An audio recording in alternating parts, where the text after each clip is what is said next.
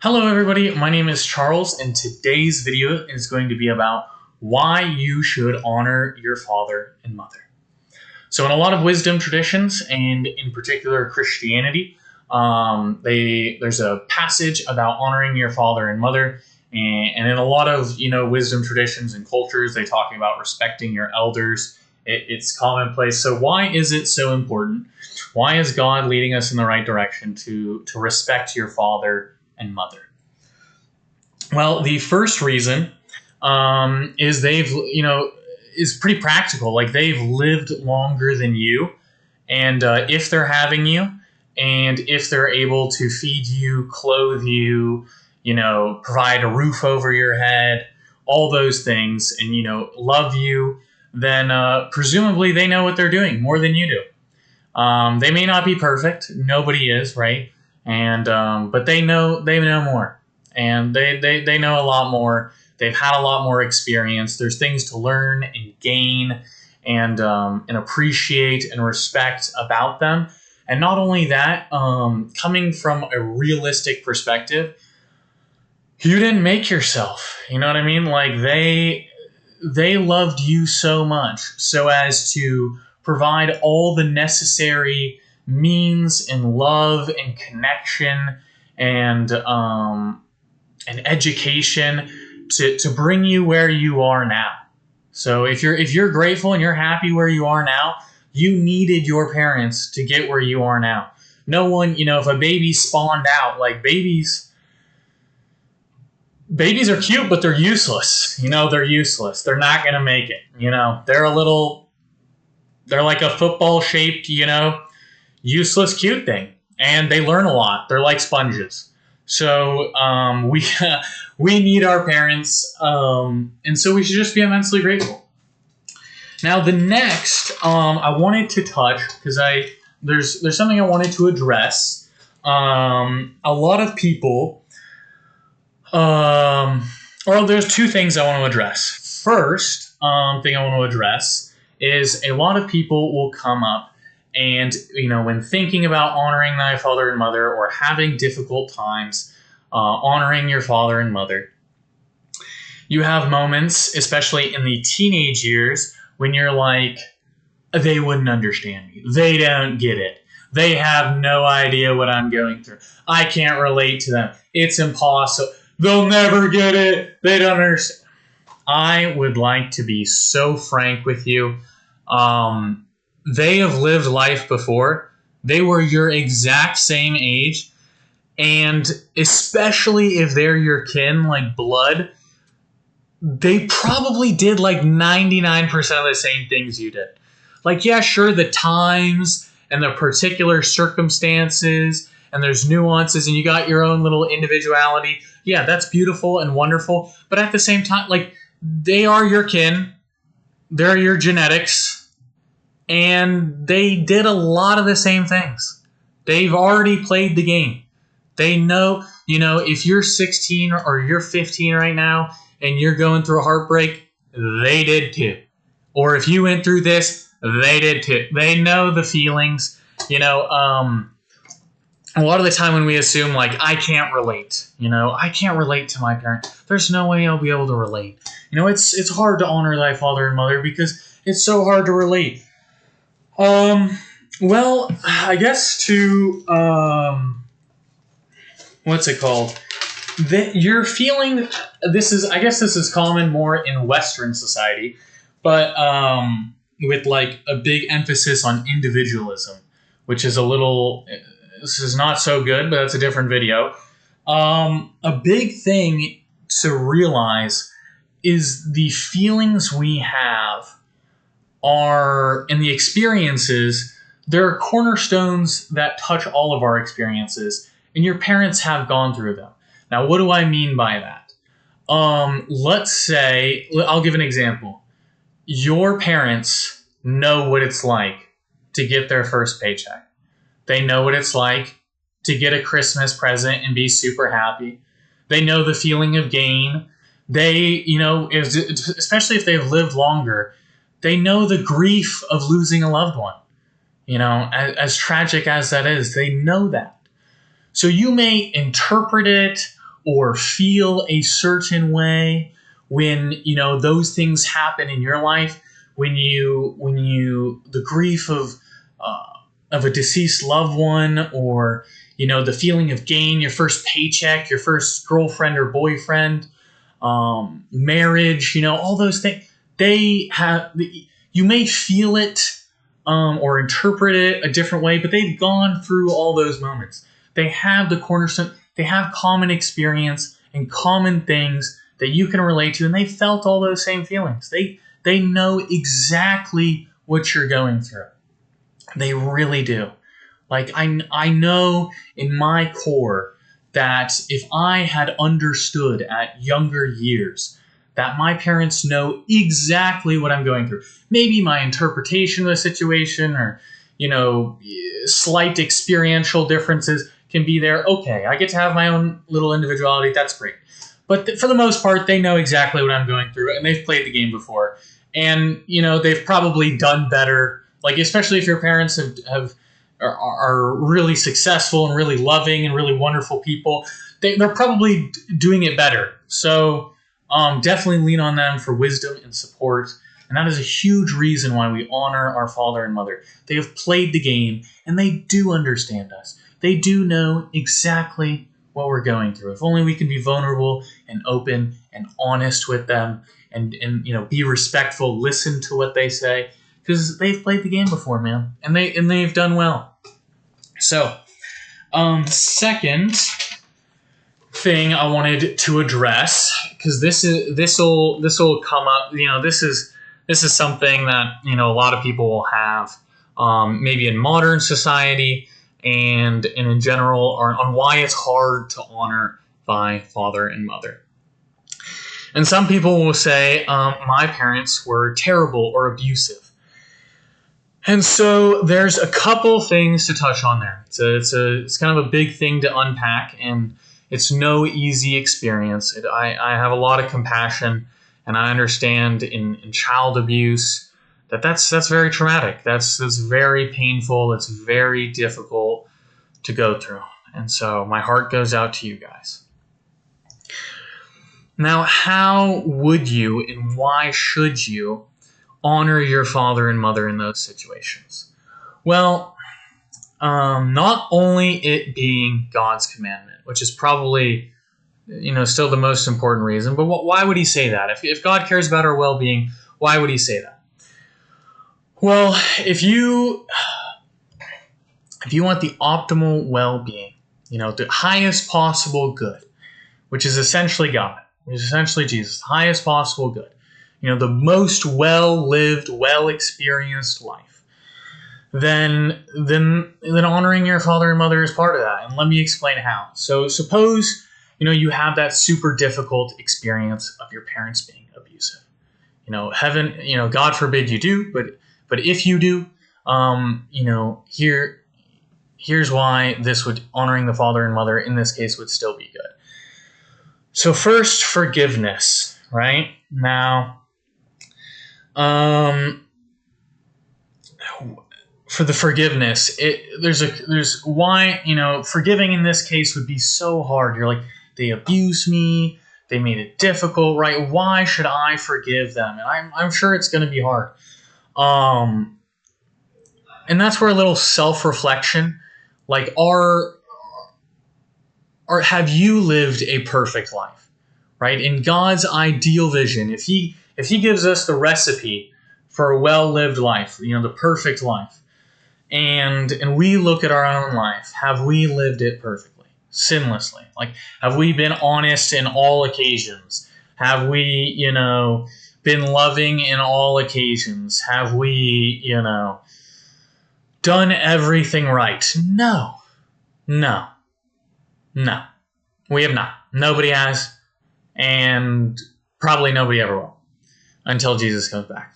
So if you haven't lived perfectly, and they haven't lived perfectly, evidently, either, then the wage of sin is death, right? So you haven't lived perfect, and they haven't lived perfect, so you're kind of on equal footing, You're you're kind of on equal footing in God's eyes. And so if you're both equal, man, then the forgiveness is there. It's like, hey, man, I get you. I've made mistakes too. I have fucked up in so many ways. And I know that feeling is so hard. You're like, but they hurt me so badly and it's not comparable. And it's like, and you're looking at it from your view, right? To one person, this is the greatest crime. To another person, this is the greatest crime. But in God's eyes, all crimes are equal. There's no hierarchical, like, which crime or sin is, worse than the other. It's like a mistake is a mistake and you wronged somebody. And so you're going to forgive the people that wronged you, just like you hope to be forgiven for the people you wronged. It's equal, it's all equal. And that's a tough spot to get to. So it's not a worldly view, right? The worldly view is like there's hierarchies. There's this bad of a crime, and then there's this bad of a crime. There's like a super bad crime and a kind of bad crime. And there's it's all hierarchical. But in God's eyes, we're all just equal, right? We're all just, dust to dust. We're all just like God's children. We're all made in his image, and we're all just equal. No matter what your position, status, title, word ascribed to you, you're just, God's child, and you're just dust, and you just pass away. And so you got to forgive the people who trespass against you, just like you hope, God forgives you. And that's tough. And then the next is, but that'll genuinely make you feel better. Like, I know that sounds hard, but when you forgive the other person, you feel so much better. Like, the resentment dissolves. You're not thinking about the hurt. It stops hurting you. You've let go of it. Now, where do we go from there, right? God tells us to pray for those who persecute you. And if we were thinking, right, let's say you're a secular person and you're like, well, how's that even, why would I do that? Right? Acknowledge what made them that way. Like, why do you think they're treating you that way? You know what I mean? Like a well-adjusted, happy, prosperous individual, they're not going to treat you that way. They don't do that. People who are living well and feeling well and are healthy, spiritually fit, mentally fit, and all these things, they're not going to abuse you. So what would that mean? That would mean they're sick. That means they're not feeling well. They're hurting. They're in pain. And so hurt people hurt people. And so acknowledge, that's where you can get to the compassion of okay, well, what was going on with them? Why would they act this way? What was in their life that led them to make these decisions, to feel this way, to lash out in this way? How were they hurting, right? Because we take it on, and it's not that it doesn't hurt, but we take it on as a personal thing, that they were really trying to hurt us. You poor little you was trying to be hurt. That's not to diminish it. You felt like you were trying to be hurt, or they were trying to hurt you. Sorry, that your parent or that person was trying to hurt you. And that's not the case. Most of the time, they were hurting. They were in pain. They didn't know how to deal with it, so they lashed out. Most healthy, normal parents love their children to death. They want the best for them. So what pain was causing them to lash out in that way, to make those mistakes? And that's where you get the compassion of okay, what were they going through? Why would they do this? And it really helps. It helps make you realize that it's not so personal. That it's like the Jesus on the cross, moment. Forgive them, for they know not what they do. And that's how you're honoring them. You're forgiving them. You're acknowledging their humanity. And that's tough. That's real tough, but it's the most beautiful thing you can do. And so, last is right, praying for, praying for the, like, and this is all in like how you would honor your father and mother, even if they were, they were abusive. And so, pray for that parent's well-being, because when they're feeling well, when they're finally restored and healed, they won't do those things. And even if you don't believe that and you need your peace, continue to pray for them, because you wouldn't want them to suffer anyways. You know they're going through pain, and they're, you wouldn't want anyone to go through pain. And so, as the person who tried to take care of you and love you and clothe you and feed you and nurture you,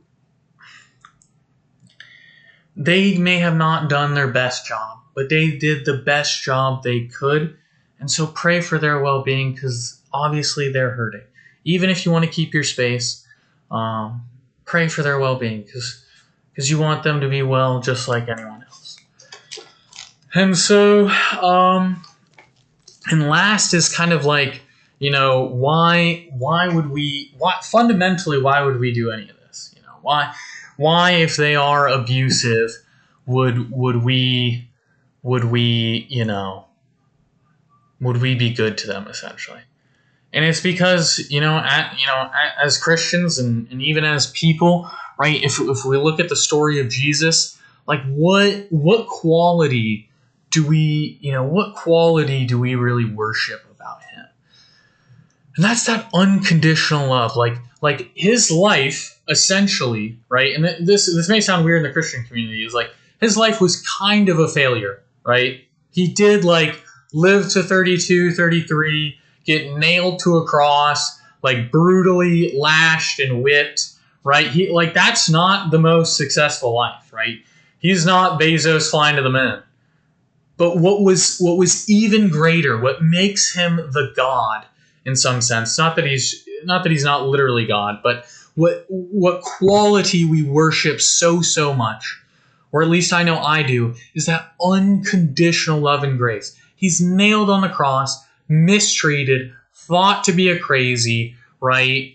In every moment, and as he's getting nailed, he's still forgive them, for they know not what they do. No matter what the world threw at him, he was willing to take it on with love, compassion, and grace. In today's society, what's an example of that? Let's say I'm using simple terms.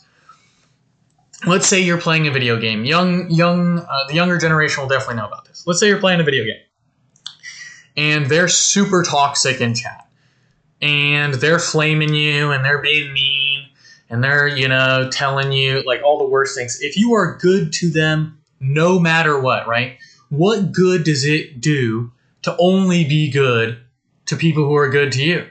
Just like the biblical quote. If you can, in every situation in your life, be good to people, no matter what. I mean, if you've ever worked retail, it's hard to be good to everybody, no matter what. And he had that quality where in lashings, beatings, being pinned to a cross, he's good to them. He's unconditionally loving, no matter what. It is not the world dictating how he's going to be. He's going to be one way in all situations, and it's his decision, and it's the highest ideal. So that's why we worship him. And so that's why we try to emulate him. That's why we try to live to the highest ideal, because that's just the best way to live.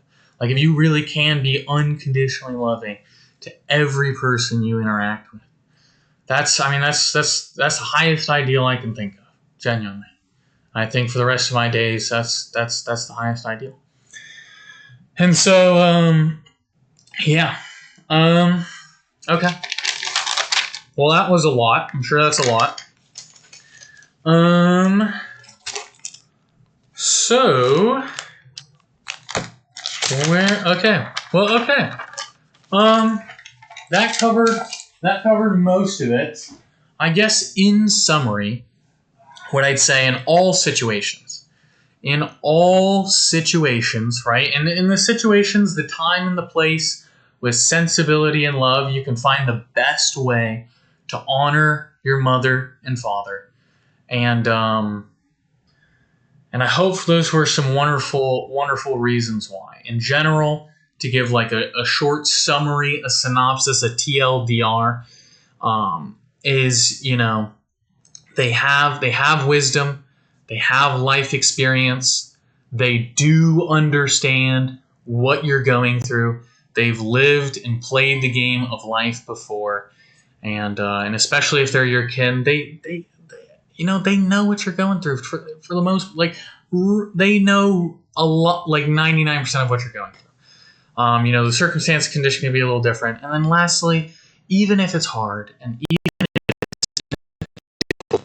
family situation, to strive for the highest ideal of unconditional love will make your life and the life of everyone around you so, so much better, that it's worth putting aside the resentment and the hurt. And so I hope this helps. And I wish everyone, however hard or easy their journey is, the best. I'm praying for you guys, and much love to you all. I hope you enjoyed the video.